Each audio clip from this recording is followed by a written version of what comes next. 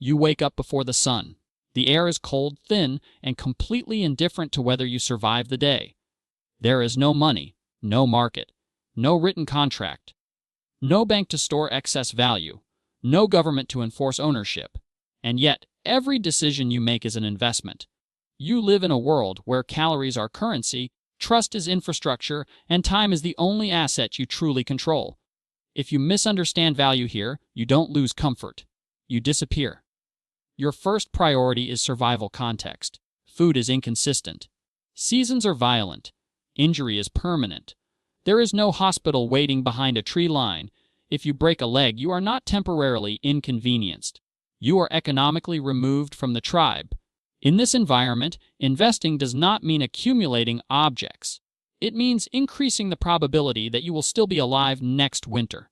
So what do you invest in? You start with tools. A sharper spear is not a luxury item. It is a multiplier. With the same energy output, you increase hunting efficiency. That means more meat per hour, more calories per risk, fewer missed opportunities. The spear is not consumption. It is productivity enhancement. You invest time into shaping stone more precisely. You study which flint fractures cleanly. You observe which wood bends without snapping. The hours spent refining your tool are hours not spent gathering. Short-term sacrifice, long-term yield. If your tool lasts longer, breaks less, and performs better, your energy return over time compounds. You don't call it compound interest, but that's exactly what it is. Next, you invest in skill. A skilled hunter wastes less motion. A skilled tracker reads the ground like a map. A skilled gatherer knows which plants nourish and which plants kill. Skill is portable capital. If you are forced to migrate, your hut stays behind. Your stored berries rot, but your skill travels with you.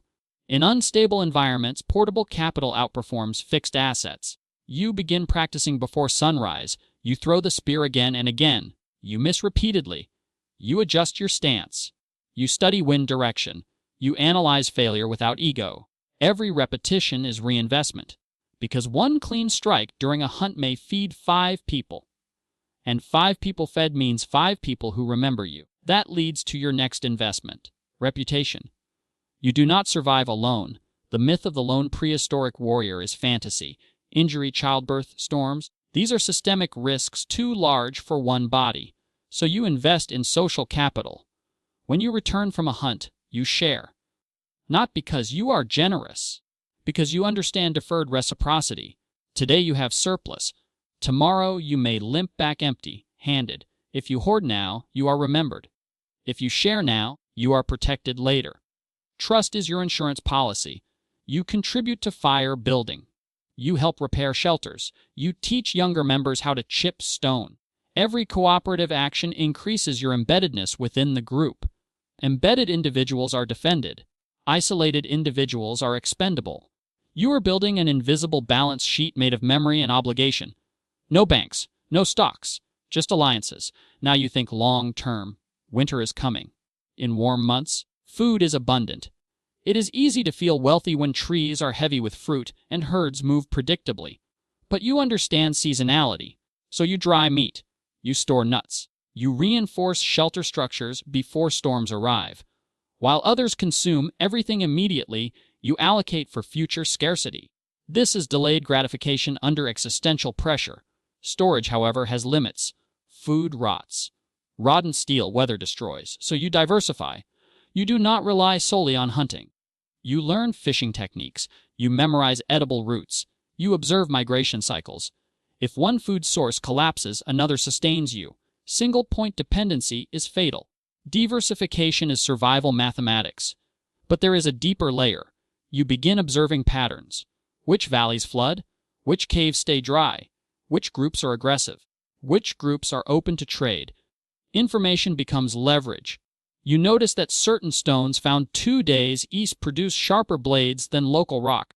That means your tribe can trade superior tools for furs or dried meat. Geographical arbitrage. You travel further than most are willing to go. You absorb risk in exchange for asymmetric reward.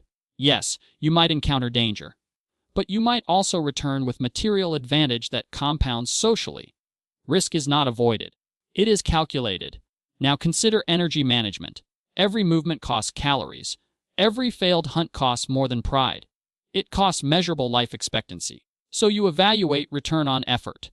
Is chasing a fast animal alone worth the energy loss if success probability is low? Probably not. But coordinating with two others increases capture rate dramatically. Collaboration increases expected return. You stop thinking in single attempts. You think in expected value.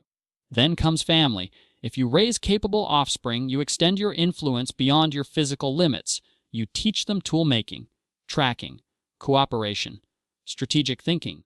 Human capital scales across generations. The tribe member who mentors effectively does not just survive. Their methods survive. You invest in teaching because your knowledge living in multiple bodies increases resilience against randomness. If you die but your students hunt efficiently, your lineage of strategy continues.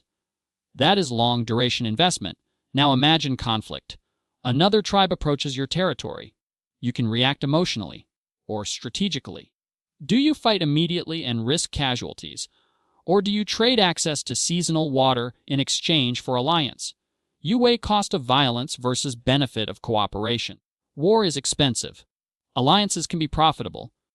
Diplomacy is capital allocation under uncertainty. You begin to see that strength is not only physical, it is structural positioning. The tribe that controls river access controls fish supply. The tribe near flint deposits controls tool production. Geography is asset ownership. You choose settlement locations carefully. Elevation protects from flooding. Nearby forest provides wood. Proximity to migration routes increases hunting probability. Location selection is long-term asset strategy. A poorly chosen cave costs you every single year. A well-positioned settlement reduces daily risk permanently. Now zoom out. There is no scoreboard, no account balance, no visible net worth, but there is capacity. Capacity to feed yourself, capacity to attract allies, capacity to withstand winter, capacity to recover from loss. That is your real portfolio. And the most important shift you make is this: you stop optimizing for today. You optimize for resilience. You accept smaller gains that are repeatable over chasing rare windfalls that could injure you. You maintain tools even when they still function. You rotate responsibilities so no one skill bottlenecks the tribe. You avoid unnecessary fights. You build quiet strength. Because in this world, volatility is constant. Storms arrive without warning. Herds change direction. Illness spreads unpredictably. You cannot eliminate uncertainty. You can only build buffers against it.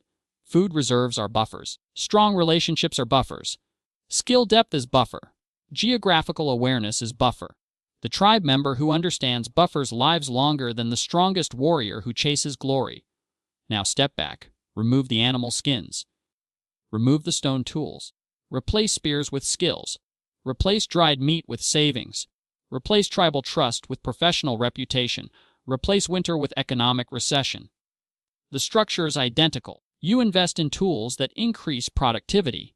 You invest in skills that travel with you. You build relationships that protect you during downturns. You diversify income streams. You choose location carefully. You manage risk through cooperation. You store surplus during abundance. You avoid single points of failure. You think in expected value. You build buffers. In the Stone Age, you did not have access to financial instruments, but you understood survival math intuitively. Value is what increases your probability of continuity. Investment is any action that increases your future optionality. Speculation is risking survival for temporary reward. If you chased every animal recklessly, you might feast once, then vanish. If you carefully improved your tools, trained consistently, strengthened alliances, and prepared for winter, you quietly compounded advantage. You did not call it portfolio construction, but you were building one. No banks, no stocks. Just probability management in a hostile environment. And if you truly understand how you would allocate time, energy, trust, and effort as a Stone Age human, you already understand the foundations of investing.